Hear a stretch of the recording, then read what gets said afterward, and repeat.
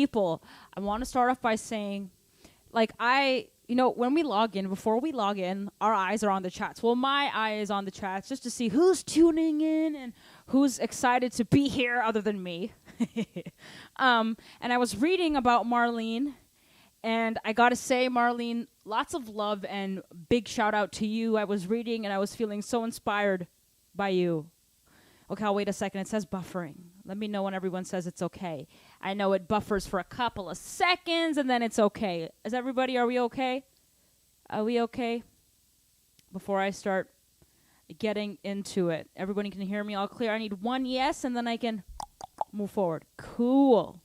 So I wanted to say yes, Marlene. Thank you for sharing your story. Super inspirational.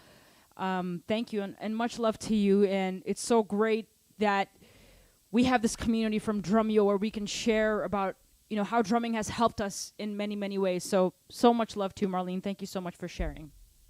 And now, everybody, how are you guys doing today? Did everybody practice this week? I did. Well, I didn't do that much. I wish I did more practicing. I didn't do that much practicing, I gotta admit, but I did some practicing. I touched the drums, I think, once a day, and I think, I had a day off or something.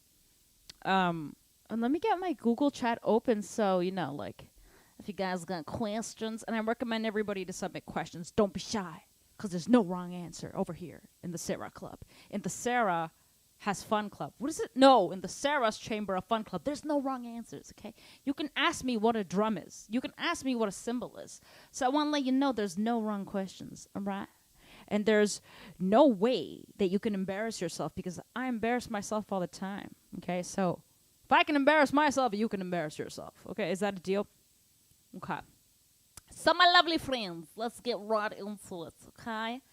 I have my trusty iPad on my left side. If you see me looking at my left, that means I'm looking at the chat and my cheat notes, my cheat sheets, my script that I wrote yesterday for today. Okay. So, last week, my beautiful people here at Drumeo, last week we talked about three-way coordination. That's what we talked about last week. Last week we talked about a three-way coordination, okay?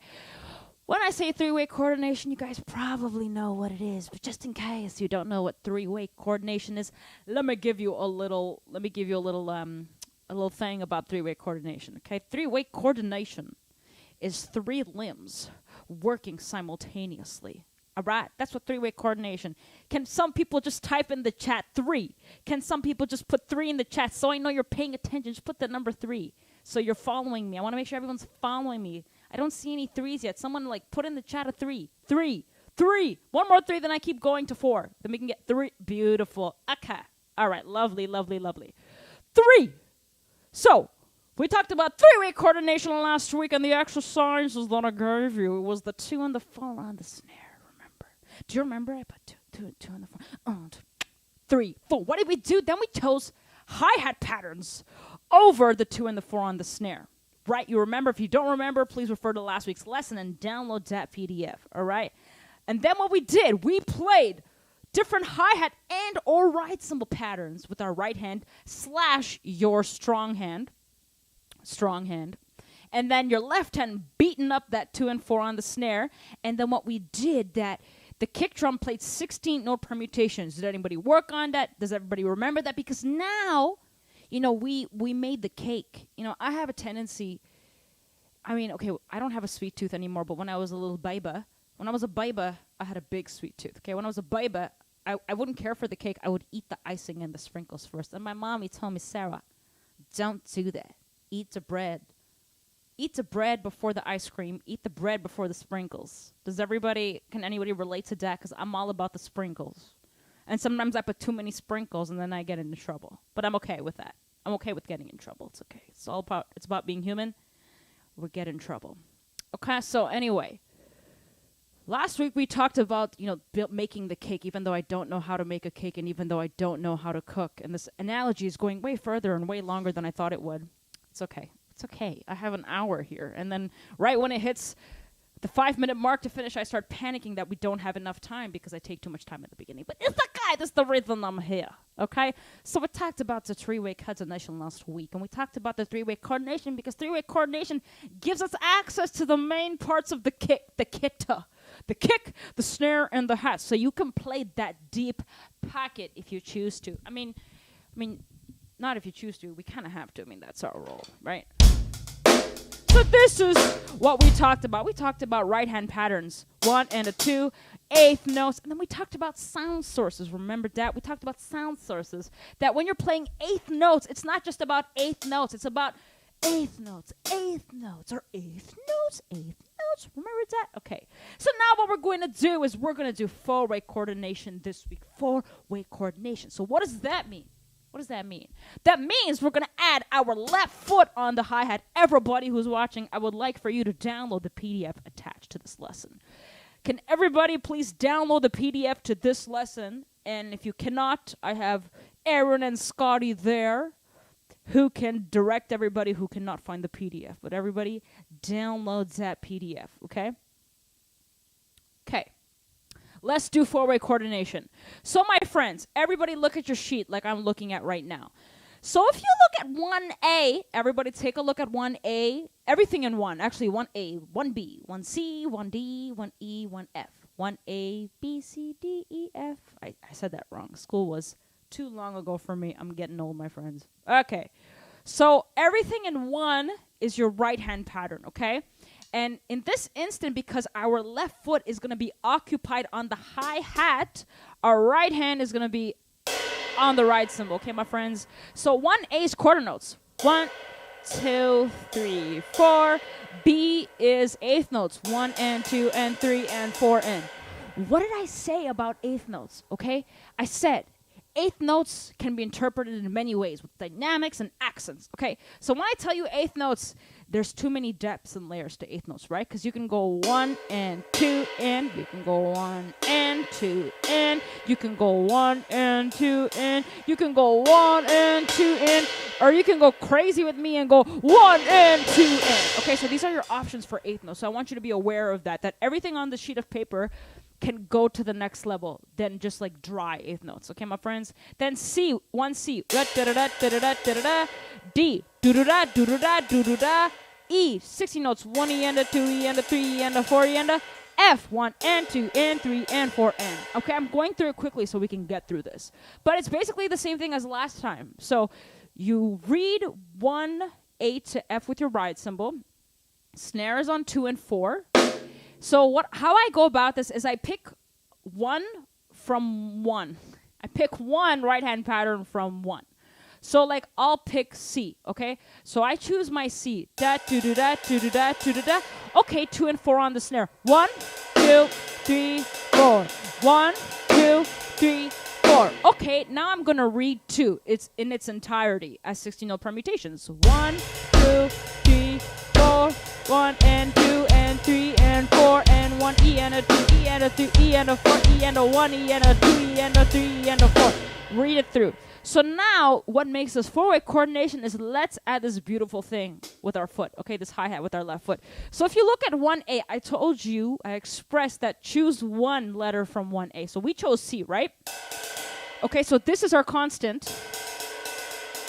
This is our constant 1, 2, 3, 4, 1, 2, 3, 4.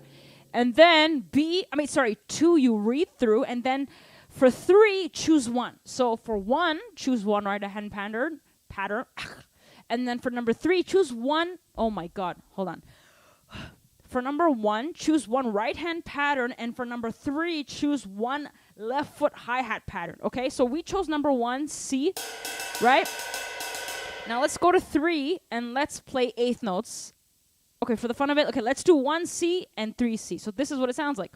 1 and 2 and. Your left foot's on the ends if you look at 3C. 1 and 2 and 3 and 4 and. Does that make sense? If it doesn't make sense, tell me right now that it doesn't make sense. If you can submit it in the Google chat, that's a Google Sheets, that's more preferred, so I can see it, or submit it in the chat, whatever you prefer. Does that make sense? So 1 and a 2 and a 3 and a 4. Okay, and then 2 and 4 on the snare. 1 E and a 2 E and a 3 E and a 4 E and a. Now read the kick. Okay, so let's do this. 1, I'll do it slow. 2, 3, 4. 1 E and a 2. This is 2A we're reading with the kick. And now B. And a 1. Now see how the kick and the left foot hi-hat line up together. So when you're working on this, like, be very precise. What's lining up where? Ready? And a 4. Now E. And a 1 E. So look at that E, it's by itself. 1 E and a 2 E and a 3 E and a 4 E and a. Now you're going to D, which is the and again 1 E and a 2. So you see how your is landing with the right cymbal. 1 E and a.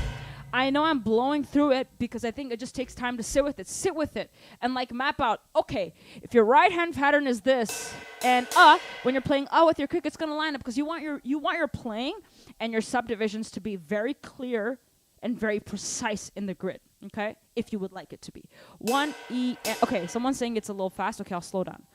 Okay, I'm getting too excited. Okay, I'll start again. Okay, so I'm gonna go slower. All right, everybody. Oh, there is a new PDF. Someone said there's no new PDF. There is a new PDF. There is a new one. It should be on this lesson. It's the 4-way coordination PDF. Let me know if it's here. Or I can Does everybody see the new PDF for this week? Oh, DMAC, okay, the speed is fine. It's just switching between each option. Okay, yeah, fair enough, okay. Okay, I'll slow it down. Okay, so 1 E. Oh, thank you, Scotty. Okay, I appreciate that. Okay. Appreciate you guys. Thank you for your help, Scotty. You are the best, my friend. Thank you, guys. All right, helping us make our Drumeo streams seamless. Okay, so 1 E and a 2 E and a 3 E and a 4 E and a. Let's go to E. So 1 E and a 2 E and a 3 E and a 4. Now F. 1 E and a. Look at that. 1 E and a. You see that? 1 E and a lines up with the right cymbal and the left foot hi-hat. 1 E and a. So map it out. Okay, so I'm gonna like blow through to A and O just so you can get the hang of it and to have a reference of what the subdivisions sound like. So to recap, we are playing 1 C with the right hand, 3 C with the left foot, 2 and 4 on the snare, and reading to A to O. Let's do this. 1, 2, 3, 4. 1 E and a 2 E and a 3. Okay, I'm gonna play faster. Okay, we're gonna start with A. 1 and a 2 and a 3. Now B. 4. 1 and 2 and 3. Now C. 4 and 1 E and a 2 E and a 3 E and D. 1 E and a 2 E and E. 1 E, 2 E, 3 E, 4 F. 1 and a 2 and a 3 and a 4 G. 1 E and 2 E and 3 E and 4 E and K. H. I forgot my letters. K, a 2, a 3. Now L. 1 E and a 2 E and a 3 E. J. 1 and 2 and 3 K. 1 E and 2 E and 3 E. L. 1 E and a 2 E and a 3 E and a 1 L. We're going to M. M. Oh my God. 1 E and a. Now M. 1 E and a 2 E and a 3 E K. N. Oh my God. Okay, we're at M. God, I'm messing this up. It's hard to play drums. I've been working on it, talking and playing drums at the same time, but when the exercise gets too much, I'm like, plah, plah. Okay. M. 1 and 2 and M, M, M, M. 1 E, a 2 E, 3 E, N. 4 E, a 1 and a 2 and a 3 and a 4. Oh, 1 E and a 2 E and a 3 E and a 4 E and a. You see that? Does that make sense, everybody? It just takes practice. Sit down at the kit and work it out because I think I've said this before, but to me, coordination is everything. Seriously, it's everything. Because if you can direct your limbs on the spot to play different things, then you can play anything that you want to do. And for me, like, that's my ultimate goal in music. So let me speed this up and let me just do a little bit of improv just to kind of show how it is. If there's any questions, please submit it to the Google Sheet, okay? And look at me, man. I am like screaming it out. 1 and a 2, scream it out, yell it out, because, so, you know, I know I've said this before many times, but when you're playing drums, when you're playing music, you know, you want your mind, your body, your limbs, your soul, your heart. Well, for me, I aim for that to be in sync when I play. And I find, like, when there's a bit of, like, the balance is not there, like, what if my brain is like, la la la la la, and my limbs can't catch up, or my brain is elsewhere and my body's on autopilot. So, you know, I think the balance, and it's like when you're in the flow, you don't really want your brain to be working too much. Well, for me, I don't want my brain to be working too much when I'm in the flow. I just kind of like it to be there because we need our brain to be alive, right? Or our brain to be alive. So I think it's important to have everything in tune. So I feel like when you're speaking it out, you're forcing yourself to be like, oh shoot, like this is E. Oh man, this is oh dude, this is one E and So just be like, I think awareness for me is the most important thing. And then when because it's like if I talk to you and I go, you're gonna be like, what? And I'll be like, and you're gonna be like, what? Right? So when I'm talking to you, I'm being very clear and very thorough. Well, I'm trying to be. So I try to do that in the drumming. So I recommend everybody to, hey, Derek, you will have the coordination. Don't say you won't. You will, okay? Work on it. Hi, Sergio. Thank you again for helping me with this PDF. Derek, you got this. I have faith in you. Just sit at the drums. I couldn't do this. Trust me, I couldn't do it. It just took time. I'm telling you, Derek, you got this, okay? Practice this for like 2-3 weeks and then come back to me. I mean, come back next week, but come back to me, and then you'll be like, Sarah, like, you were right. I could do this. I'll be like, duh, you can. So everybody can do this. Okay, my friends? Hold on loosely. Hey, you can do this too. I'm looking at the chat, guys. If anybody says that they can't do this, I'm going to stop this lesson and be like, you can. You can. You can. Because I couldn't. I couldn't do it at once upon. I was like, what is happening? But you sit there, take it slow. There's no rush, okay? Okay, let me just do a little bit of improv on it, okay? So how I like to go about this is, remember, my constant versus my dancing, my stability versus dancing. So my stability right now is my left foot, right hand, and left hand. So let the kick do some dancing, and maybe I'll make my snare do dancing. But the things that will be consistent is your right hand and your left foot. Those are the things that are going to be consistent. Let's do this. Watch. It's not going to move, right?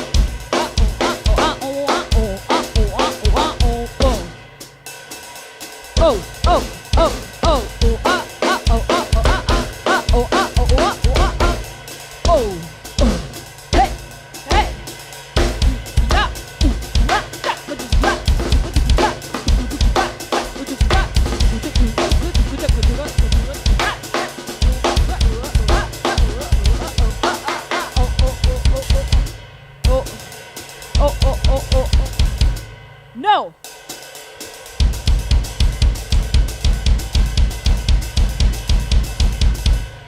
See, I don't have that down. I messed that up. But see, that shows I have practicing to do. Let me just do it again. 1 second. So I'm having trouble with Ian on the kick. Let's do this again.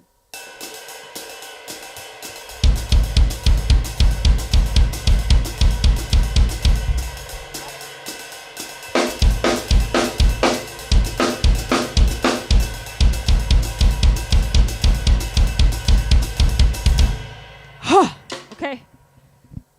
Yikesity yikes. So, but do you see, like, even I couldn't do it and I stopped and I screwed up, but because mentally I know that the kick is playing E and and automatically, if I can't do it, I know where the kick lines up with the ride cymbal. So in the moment, I can be like, I can stop for a second and be like, okay, da doo doo, da doo doo da. Oh, okay, it goes there. So if I'm playing, I mess up, right? I know E. Okay, E, E, E, E, E, E, E, E. Especially because it's off, right? And that's why it makes it difficult. Right? Hold on, I have to redeem myself, otherwise I'll get fired from Drumeo. Don't take away this from me, Jared. Don't take this away from me. Let me redeem myself.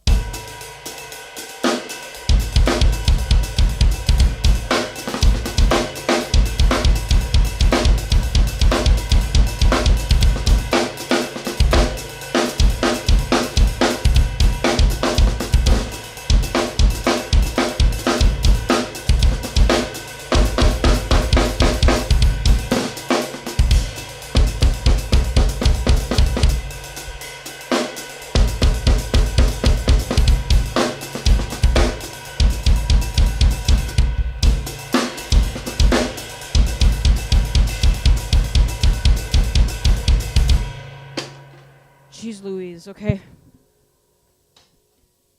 So what did I do there? I first played 2 and 4 on the... No, first I started... So I'm kind of showing you my approach. So look, I screwed up, and I'm showing you in real time how I fix it. I mean, usually I would slow it down. So, but my ego was like, no, I'm going to show you how I can do it so fast because I'm so good. Well, I'm not. We all have things to work on. So you show when my ego came in the way, I'm like, crap. Okay. So this is my process, right? If I can't do something, what did I do? Instead of doing it in 4-way coordination, I left out the snare and I mapped it out. I started with 2-way coordination. I went 1 and okay, let me figure it out. If I can't do something, let me break it down. 1 and a 2 and a 3. Oh, okay. 1 E and O, 1 E and O, 1 E and a. Aha, okay, I got it. Left foot on the hi-hat on the ends. Okay, 1 and a 2 and a 3 and a 4. Now, E and a, E and a, E, E, E. Ah, okay, I got it. Okay, let me add. Okay, I got it. Let me add the snare. Okay, Sarah got this. Look at all these levels. Okay. 1 and a 2. Okay, now. Okay, let's see if I can do it. E and a E and. Okay, I can do it. Let me speed it up. The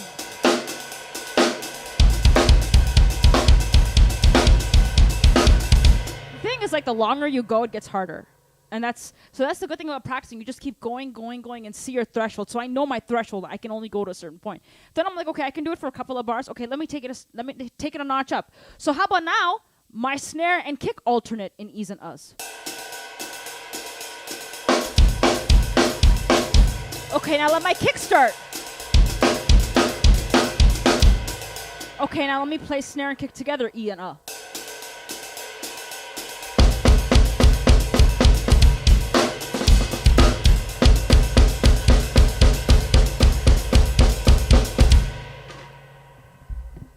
Does that make sense? So how many layers you can take it into deep and take it deeper and further down the ocean? And you can always twist it and turn it around. And the thing is, if I just work on this in one way, like on the PDF, yes, it says 2 and 4 on the snare. But if, like what I did, I started switching it up. I started making it a bit musical, adding a hint of improvisation. So taking the E and U that I couldn't do on the kick, then I kind of could do it. Then, okay, I follow the rules. I play the 2 and 4 on the snare. Now, if I can do that, let me break the rules-ish. So now let me play the kick and snare together on the E's and U's. Okay, cool. Now let me play the snare on the... Let me play the snare and kick alternating on E and U. And then the kick starting in the E's and U's. Does that make sense? So I'm all about, like, how much can you take this further? How can you take this further from the sheet but still follow the rule and add a hint of improvisation? And the thing is about when you work on one thing, it's working on everything else. So that's one thing I realized. Like I would only stay on one exercise for a long time, and I hope this helps some people because I was always looking for answers on practice. So I hope what I talked about helped in some way in regards to practice. And another thing is that I used to focus on one exercise for a long time. until I could get it. Then I realized that, okay, it's like you have to move on. You got to give that part of your brain or that exercise a little rest. So if you can't, so if you're, let's say, okay, so I was having trouble with the kick being on the E and correct? Then I kind of figured it out, and then I started alternating E and with the kick and the snare. And then I came back to it. So you're still working on the kick being on the E and but maybe you're kind of like trailing away, trying something different, because you're still working on the kick being on the E and Do you see what I'm saying? So like, don't fret. Like if you can't get it that second, and if you can't get it that week, and if you can't get it that month, that's okay. Spend 5 minutes on it. Spend 2 minutes on it. Figure out what's the problem. Map it out. Okay, my brain is tired. Okay, maybe I can do a version of this. So that's what helps me also tap into creativity. And Aaron sent me a message on email that someone had a beautiful question about my approach to creativity on the drums. And I wanted to talk about that and get into that a bit today, because that's very important to me. Okay, but let me first answer the coach's questions before I talk about creativity. So submit like all the questions you have, please and thank you. And then we can talk about creativity. DMAC, would it be possible to demonstrate? Yes, let me see what numbers you're looking at. Would it be possible to demonstrate 1D? Yes. 1D, 2H. Okay, 1D, 2H. Yes. 1D, 2H, 1D, 2H, and 3B. Most definitely. Let me get into it. Okay. Oh, whoops, I got rid of the... Okay. Una second. Don't fall on me, phone.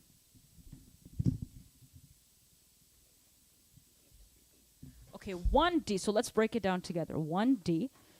So 1D on the right cymbal is da-da-da. Right, DMAC? 1E and, 2E and, 3E and, 4E and. And then you said 3B, right? Yeah.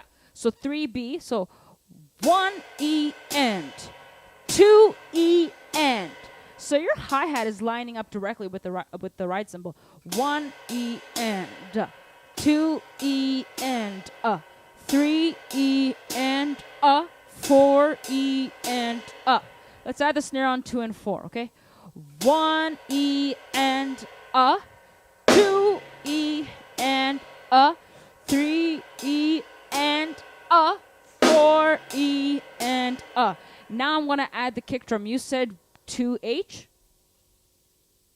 Yeah, okay, you said 2H. So let's add the kick drum. So I'll go again. 1E and, 2E and, ready, and 2H on the kick. 1E and, 2E and, So check that out, because my right cymbal has no It's 1E and. So what happens here? That means the kick is not, actually, the kick is playing alone, because this is on one end, this is on 2/4, and this is on 1E and. So the kick is alone. So 1E and, so 1E and, 2E and, 3E and, 4E and, 1E and, 2E and. It sounds so cool fast. Watch this.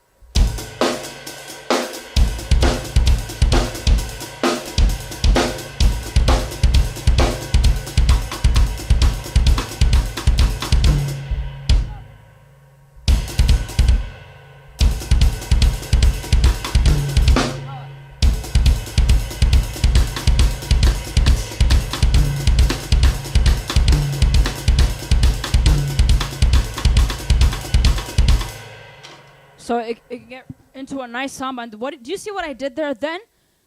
Instead of playing the snare on 2 and 4, I kept 2H as my ostinato. And then I started playing cross stick 16-note permutations. So now DMAC, you made a very good point. So this is for everybody. So he took it to another level, okay? So on the page, it says 2 and 4 on the snare. So what DMAC did, he picked 3 things. He picked the 1D as the ride pattern. He picked 3B as the left foot pattern. And then he picked H, which is like a samba pattern, right?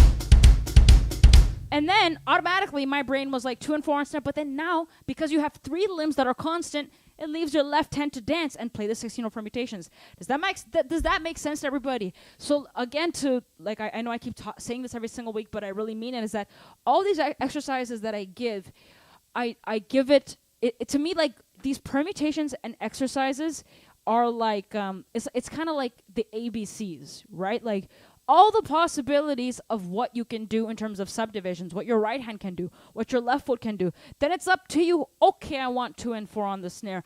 Okay, I want to play 16 note permutations. I want to improvise on my snare, but I want the kick drum to play 2H. Go, go, go, go, go, go, go. Does that make sense? So like, so this is kind of tying into creativity for me, because that's how I look at it. I just don't go, because your mind plays an extremely big role in your playing. Extremely.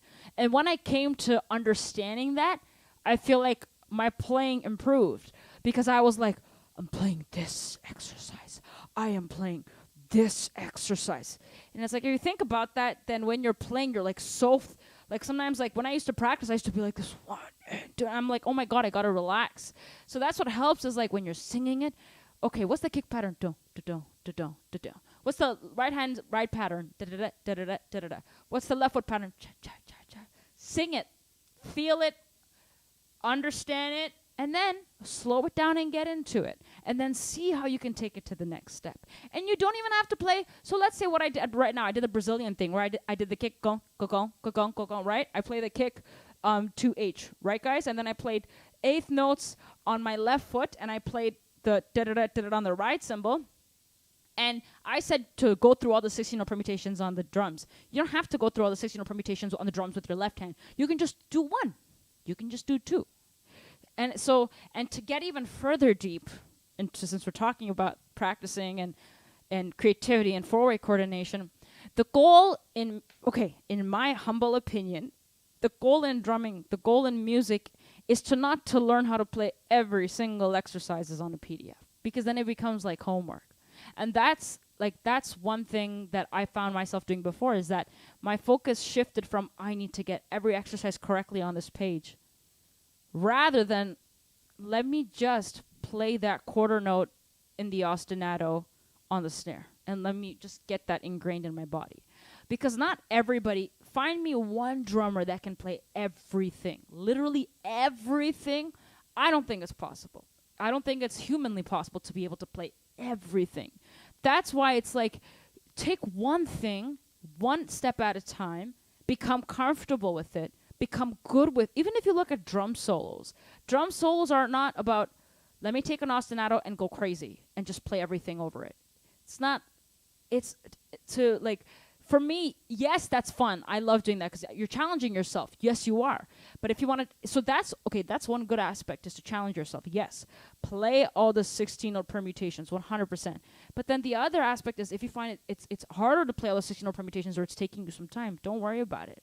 Sing just 1 or 2 at a time and see how you can make it musical. There are so many amazing, and I don't know, I have an issue with the term musical, because whenever someone doesn't play a lot of notes, they're called musical. And when someone plays a lot of notes, they're called not, they're like, no one says they're musical. I'm like, are you kidding me?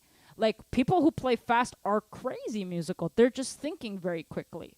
And then when you see somebody playing one note, wow, they're so musical. Yeah, they probably are. But the people who are fast are also musical. I don't know what's like up with this misconception where everyone's like, oh, that person is only playing on the snare drum and that's so musical, and that person's just playing fast. I'm like, do you know how hard it is to execute so many ideas fast? And it's like, you can tell when somebody is playing just a note on the snare drum, but they don't mean it, and it's not musical. And you can see someone playing fast who's just doing whatever, and you can tell it's not musical. Whereas you can see somebody who hits a note on the drum and it is musical equally when you see someone playing fast and you can tell it's with intention in the language, and it is musical.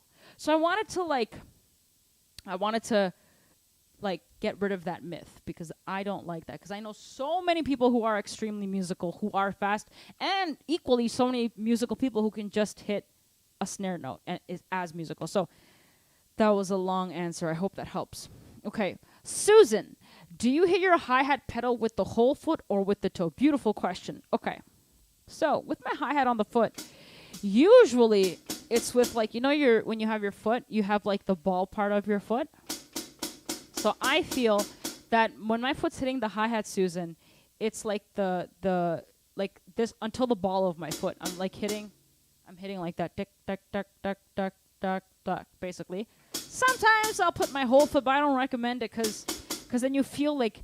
So this is one thing that like I had a tendency to use my whole leg when I'm playing with my feet, and I started getting knee pain in my joint. Like over here, I started getting knee pain. So I started focusing instead of like we don't play drums like this. We play it like that. So like I try to apply that same setting with my feet that you hit like this rather than like that with your foot. It's the same thing. And then what that means, if you get control of your ankles on your feet and your body is straight, then like look at that. Like my body, I'm not going right. So to your question, your left foot hi-hat usually here is helpful for me. But when you're doing the splashes, then we'll get into that like another time. Then it's like you're with your heel and back, heel back, heel back, heel back, or back, heel back, heel back, heel. But usually, again, it's just the ball of your foot to above. But it doesn't mean that my foot is pointing up like this or my toes are like standing like a ballerina. No. It's not that. It's just that you're hitting with this, the ball and toes and upward, but your foot can still be like down. It can still be relaxed and chilled. So does that help? Let me know if that answers your question.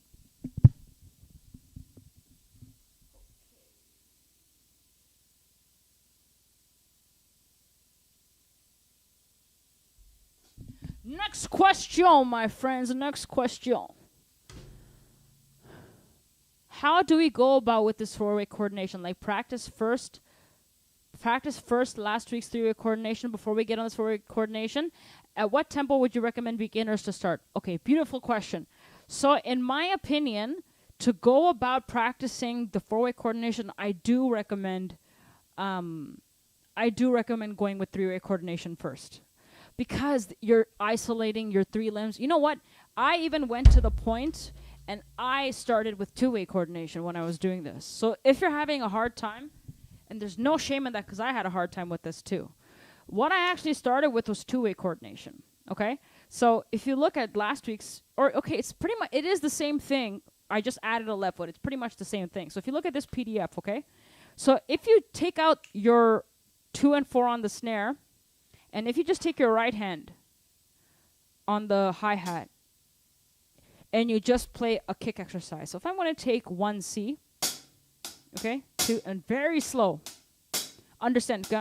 Now play with your left foot quarter notes. Just understand it. So I'm trying to understand it. Okay, and I'm counting, I'm understanding it. Okay, let me figure it out. So 1E, oh cool, okay, kick and hi-hat lineup. Okay, cool. Oh yeah, and on the 1 on the hi-hat I'm hitting like with the bark of the stick. Look at that. 1E and 2. So you see I'm being very precise. If I'm gonna play 2C on the kick, that's E. So 1E. Okay, the kick falls in between the hi-hats. So like I would, if you guys have the patience, I recommend don't even start with three-way, start with two-way coordination. What that means, take last week's PDF just so it's more clear. Take out the 2 and 4 on the snare. Just do your right hand in the kick. And in turn, play the right hand pattern and the snare only. And then when you're comfortable, add the kick. So in my opinion, if you're a beginner, start two-way. That's exactly how I started. So you take away the 2 and 4 on the snare. Figure out how your right hand leads and sits with your kick in between the kick. Then when you so think about it, if you start with two-way coordination, right? If you do this, and if I'm playing 1E, okay, I got that. Okay, now let me add the 2 and 4. 1E and a 2O and a 3E and a 4E. Oh, okay, 1E and a, okay, you see that? 1E and a 2E. Okay, so I'm understanding it more. Whereas, like, if you look at 1F, check this out. If you look at 1F and you're on the and, so this is a little tricky because you're going 1 and 2 and, so there's no downbeat. So your snare is going to be alone, whereas in all the other exercises, your snare and the hi-hat would lock. So if I'm going 1 and 2 and 3 and 4 and, Now what if I read 2A? 1 and 2 and 3 and 4 and. That's why if you start with 2A, you go 1 and Okay, let me go B, 2B, and count aloud. 1 and, oh look, they're hitting together, and 3 and now 2C with the kick. 1E and this comes first. 2E and D. 1E and now kick comes after. Then you add the snare. 1E and E and 3E and now kick. Okay, 1 and 2. Okay, it's hitting together. Okay, and with the snare 4. Okay, and 1 and now snares alone. Now C. Okay, 1E and 2E and 3E and 4E and. So kick is alone. Then 1E and 2E and 3E and 4E and Then when it's fast,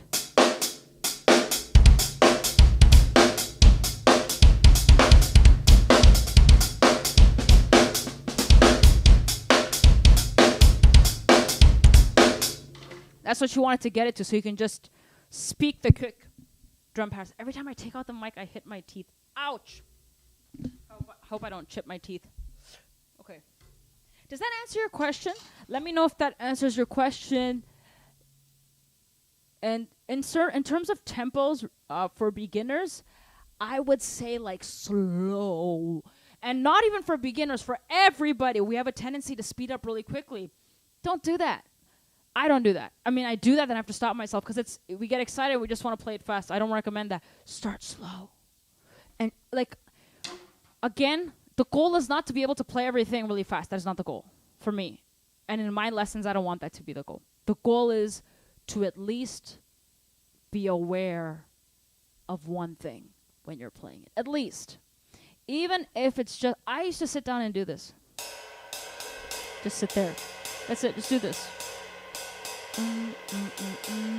Until it feels like you're not doing this. Until you're not going, 1 E and then it becomes a point of 1. Then you're like, ga la la la. You know, I think about it like this. When I am talking to somebody, I am not thinking of every single word or what. No, I'm blowing blah blah blah blah blah blah blah. So speaking it out loud, speaking the permutations is giving you context of what the subdivisions are. Then I throw the subdivisions away because then the subdivisions are meaningless. It's just like music came first before the literature, correct? So throw the 16-note permutation lingo away. Then go da da da. No, sorry. Then you go da da da da. 1 E and sa da da da. Okay, cool. Because for me, when you're playing with other musicians and they throw a rhythm at you, they're not going to like yell in the mic. The keyboard player is not going to take the mic and go, I'm going 1, 2, 3. They're not going to do that. So they'll go, ba, ba, ba, ba, ba. Then you're going to go, ba, ba, ba, ba, ba.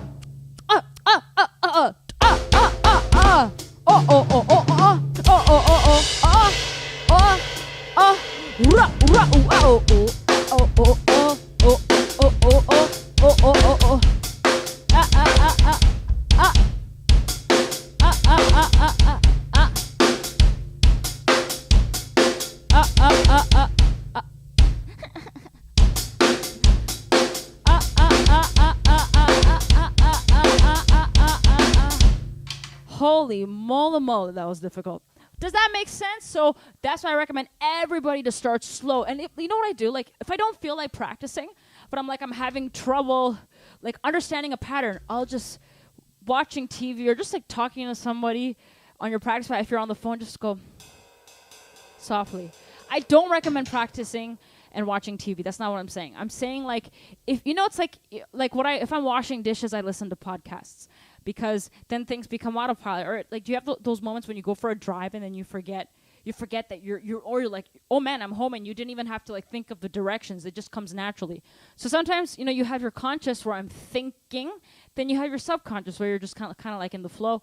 When you're playing music, when I play music, I like to be in the state of flow. I don't like to think too much. then it becomes very mechanical. So, when you're on the phone, just like or even on your lap, think about it. Make it a part of your everyday living and breathing. So beyond these exercises on the page, take each individual thing, sing the subdivisions, because I think it's more important to have it in your whole being. I prefer if you just choose one of each, that's it, and it's so natural for you to play, rather than somebody else playing all the permutations and they're doing this and just doing it for the sake of the exercise. It'll take longer, perhaps, to really speak it, understand it in your way, but I think it's worth it in the long run. I hope that answers, and I hope that helps. Another question. Why do so many coaches say speed is not important, then show examples at a fast speed? Beautiful question. So this is the thing. Like I said this before. So like when my mom makes curry,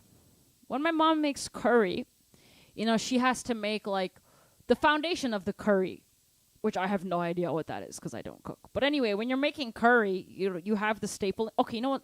What can I make? What do I know how to make so I can like give a valid example? Okay, I know how to make a sandwich. Okay, take a sandwich. I'm making a chicken sandwich. Okay, so I'm not gonna just put pepper on a plate. Like I'm not just gonna start sprinkling pepper on the plate and give it to somebody. They're gonna be like, "What is this? This does not satisfy me in any way." So what I do, I'll take the bread, I'll take the lettuce, I'll take the tomato, I'll take the chicken. And now if I give it to the person, they're like, okay, this is very satisfying, thank you. But I need some pizzazz. I need some spice. You're like, no problem. I can give you that pepper. Right? That's how I see speed. Speed is not, you don't need to have speed to be a drummer. It's cool to have. It works if you have it. That's my perspective on speed. I think it's cool to stretch your limits. And also, it's hard to play fast and it's hard to play slow. Have you tried to play at 30 BPM? Have you actually because when you play at 30 BPM, 40 BPM, you realize your inconsistencies. I realize my inconsistencies. So I think any extreme is hard to play, but understanding your purpose. I just don't practice speed for speed. I practice speed in context of what's going on. So let me give you an example. If I'm listening to an album that I love or recording, and if the song is at 90 BPM, dun, dun, check, something like that, I don't even know if that's right. Okay? And then let's say I have to do a fill, and if I want to do 16 triplet fills over that, let's say I can't execute it. Okay, that means I need to work on my speed to execute what I want to execute. It's not like I just want to be fast for the sake of being fast. And if you want to, that's okay. I'm not saying there's anything wrong with that. But I'm saying if the question is, why do people say it's important? Or no, why do people say it's not important to have speed and then show the speed? That's the reason. I think it's good to have things in your pocket. So please let me know if that helps my lovely friends. Next question. I can't believe it's 1:48. See, I told you at the beginning of the lesson, I'll ease into it, and then I'm going to be like panicking because there's not enough time. Because I'm having so much fun. Sarah, would it be safe to say that your voice is just as important in these exercises? So, I would say yes in terms and in regards to, I cannot play everything and sing everything at the same time. I can't do that. Some things I can say and sing at the same time. Some things I can't, and I'm okay with that. But I can, if I had to listen back, or I can mentally understand what's going on so I'm not on autopilot. Does that make sense? So singing, to me, these exercises, any way that you can internalize these exercises, okay? For me, I believe when you're working on an exercise, it's important to academically understand it. What's a 1? What's a 2? What's a 3? What's a drum? What's a stick? Academically understand what the terminology is. E. Oh, the E is after the 1. This is what it sounds like. E. Okay, on paper, that's what it looks like. The word is E. This is what it sounds like. Okay, cool. Now, what does it sound like on the drums? Rather than playing it on the drums than understanding with your mind. I guess I come from the Indian tradition, right? And in the Indian tradition, speaking before you play is so important.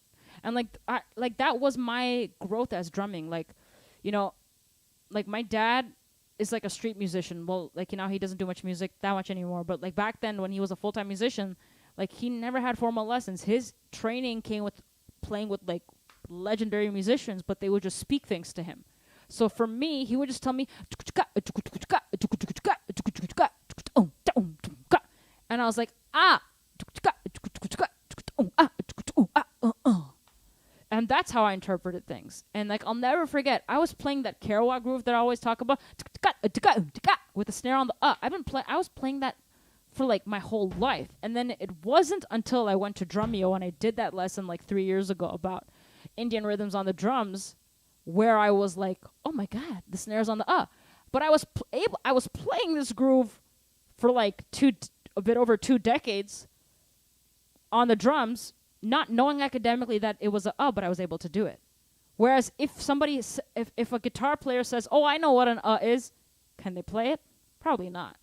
So my point being is, yes, I think your voice is extremely important in these exercises. I think your voice is extremely important in any exercise. But I'm not asking you to go out of your way to sing and play. I don't think, like, you don't have to. As like, sometimes it's cool, you don't have to, but I think at the minimum, understand what you're doing. Do everything with intention. And like, there's a fine line between intention, like your brain, and then like flow state. Like when you're in the moment, you know what it's like? You know when you're watching a movie? You know when you're watching a movie and you're so into the movie? There's a cute scene and you're like into it emotionally. And you're not like analyzing what did they say, how did they say it, but you're just like, you understand what's happening. Like when I try to be in the flow state, that's how I feel. It's like you're just present. There's no confusion. You allow. And for me, that's the most important thing for me to get to. Anyway, does that help you? So long-winded answer. I just wanted to cover a bunch of these things that, yes, your voice is as important, sometimes even more important, because without our brain, our bodies can't function. And I think we forget that sometimes. If I lose an arm someday, I hope not, but if, God forbid, if anything happened to my arm, I can still play subdivisions with my left hand. But like, let's say like I open my head and I take out my brain and I hold it in my hand, I can't do anything because your brain operates your body. So that's the way I think about understanding rhythms, grooves, patterns, your voice. Yeah. Please let me know if that answers your question.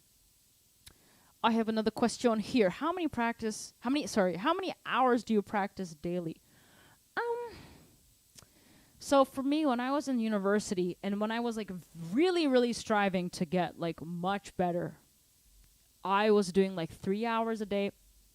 So when I say 3 hours, okay, so first on a bad day, I did 45 minutes to an hour, maybe an hour and a half on a bad day. On a good day, I would do 2 hours and a half. 2 hours to 2 hours and a half. On a really good day, like I've slept well, I ate the best butter chicken that I could find, I'm like super happy, then I would practice between like 2.5 hours, 3 hours, maybe 3.5 hours, maybe 4 hours on a good day, extremely good day. But when I say practice for this amount of time, it wouldn't be like I sit down, 4 hours goes by and I'm done. That's not what I mean. I would mean like I'd wake up, do 1 hour, do other stuff, do another hour or two, do other stuff, then maybe just do 15 minutes, take a nap, something, then come back to it. And again, when I say these, I'm giving these examples of practice time that I would do, it's not hours, like it's not just I'm just playing for the sake of it. I would have a pen and a paper and I'd be like, 4-way coordination, number 1 to this. Let me record myself, hear it back. Back then I didn't have Logic and stuff, like, because I was in my dorm room. I would have my iPhone, or I would have like a little recording device, and I would hear it, and so to see how my subdivisions sound. Okay, this is my limit. So what I do is, like, if I practice, I start slow. I see my comfortable speeds, because there's people talk about fast all the time. It's not always about fast. It's also like these mid tempos can be very difficult to lock in. Like sometimes playing at 80 BPM but being tight is tough. So I would analyze. What's my threshold? How fast can I go? Write it down. Then that's how my practice sessions would be. jamming with other people, listening to music would be outside of my practice time. I was very specific about my practice time being very mindful and purposeful. So right now in these times, it depends. Like sometimes I feel like I'm more open with practicing. Like maybe I do right now, like I'll do an hour a day, or if I'm not feeling into it, I'll do half an hour a day, maybe an hour and a half, maybe 2 hours. It depends. I feel like now it's more loose, whereas before it was like this, like you have to do all of this. So, but yeah, right now I'm a bit flexible. I try to at least practice 20 minutes a day. If I actually feel completely out of it and not in the mood to do it, I'll do at least 20 minutes a day, or I'll sit on my practice pad, or at least I'll listen to an album. But in these times, I make an effort to take 1 day off a week. 1 day off, maybe 2 days off at the max. And maybe if I'll take 3 days off, if so. But in those days off, I like at least watch a drum video or listen to an album, so the music is always there. But that's just for me. And I say this to everybody. I say this all the time. What I did, like for me, if I get into something, I go into it full-heartedly, whatever it is. I don't like doing anything half-assed. Unless if it's laundry, then I could care less. Unless if it's laundry. Okay, what are the things that I like to do half-assed that I really don't care about? Laundry. Washing the dishes. No, actually, I'm pretty thorough on that. Cooking, I could care less. Like, again, like, I like to put, like, ketchup in my rice and curry. Like, you know what I mean? But when it comes to music, or when it comes to drums, oh, my God. I am super crazy and, like, obsessive about it. Now, where was I going with this point? Oh! So what I did is that I would interview everybody. Like, any famous drummer that you can think about. Majority of them, I would go up to them. Hey, how many hours did you practice in university? And I would like analyze. But that person did that much and their playing sounds like that. And that person practiced that much and their playing sounds like that. So that means So I'm calculating that I need to practice this much to do that. What is that person doing? What is that person doing? What is that? And I was getting paranoid. And then the conclusion was for me is that I was never doing enough. I never felt good enough. My self-esteem went down. I always felt like people were better than me because I was always comparing. Why can't I practice? I hear people practicing 8 hours a day. Why can't I do that? Oh, I'm not good enough. And then it's like, it clouded my mind.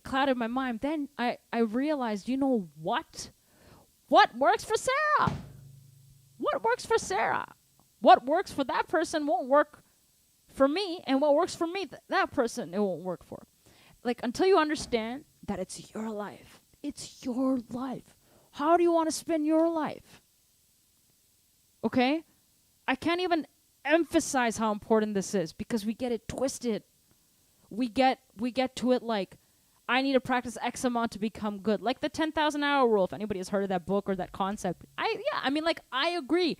You have to spend a very good amount of time in any craft work that you do to become good. I mean, that's a given. That's like science, right? But this is what I say. Everybody has different goals in the music. Some people are drummers who are like producers. Some people want to be playing for country artists, more pocket-based stuff. Some people want to be like Virgil Donati, who's incredible, but like a mathematician. Like I can't even I can't understand half the stuff that he plays. He's that amazing. But that's what he wants to do. Then you have people like Calvin Rogers, who's played on I think the most gospel albums of all time. So what's for him? For him is listening to the records and like learning music. Whereas some people like to be clinicians. Whereas some people like to play for like the biggest pop stars, the biggest R&B stars. Or some people just want to play in jazz clubs. Or some people, or some people just like drums as a hobby. And for some people, they have full-time jobs and music is a hobby. So you know what I do when it comes to practicing? This is what I do. Or this is what I did and what I still do and what I tell everybody, what I preach. Work backwards. Don't try and be like, I recommend don't try and be like, how many hours do I need? How many hours do I need? What's your goal? Start backwards. How do you want to lead your life? Do you understand the sacrifices that you have to make to get from point A to your point B? What are you willing? What sacrifices are you willing to make? So I'll tell you my example because I've lived this life, right?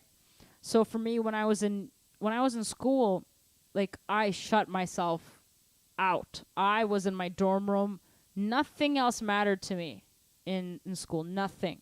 I was like drums, eat, sleep, and then my boyfriend.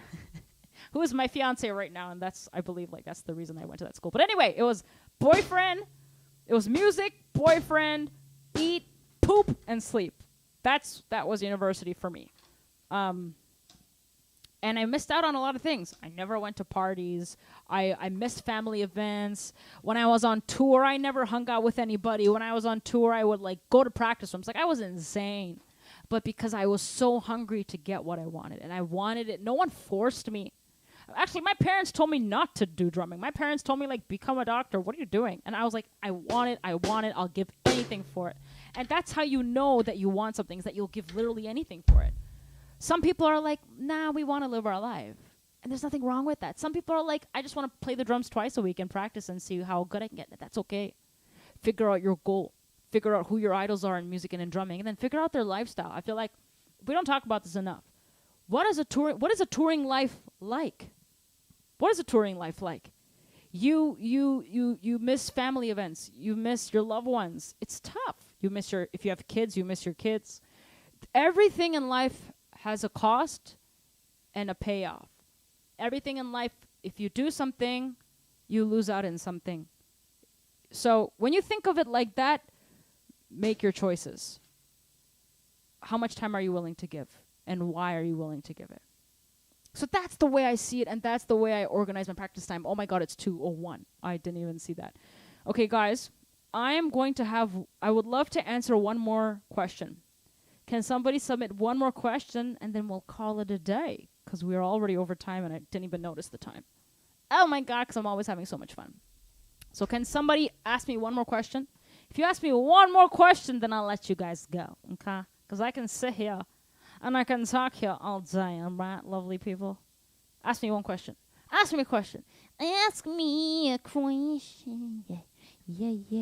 Ask me. Come on. Ask me a question. Please. It can be anything. It can be anything. Ask me a question. Come on. Okay, ask me a question. Okay, if it's not there. You did? Okay, I don't see it yet. I need one question. Okay, sent one in. Let me refresh my page. Refrain, yeah. Okay. It says loading. I don't see anything, but I'm waiting till I see it. Two.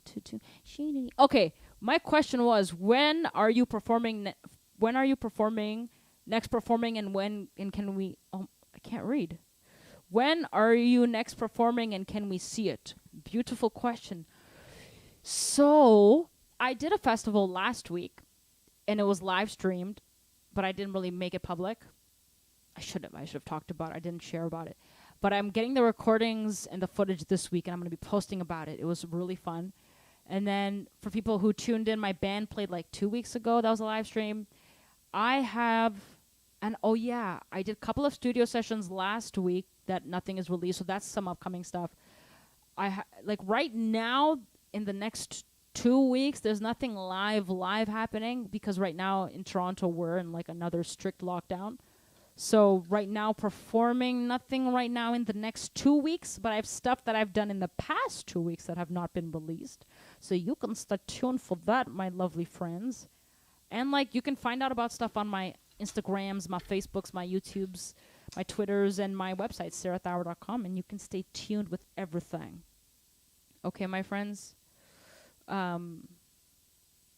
So lovely people. It was so much fun being here with you today. I appreciate you guys. I always look forward to this session with you and this time with you every single week. You make my day. You make my week. You make my month. And you guys have been making my year. Okay? Much love to you. Mwah. Stay safe. Listen to music. Practice music. Sing the rhythms out loud and have fun. Okay, let me just make my exit very elegant. So I'm just going to look at you while I press outro. Okay. Bye-bye.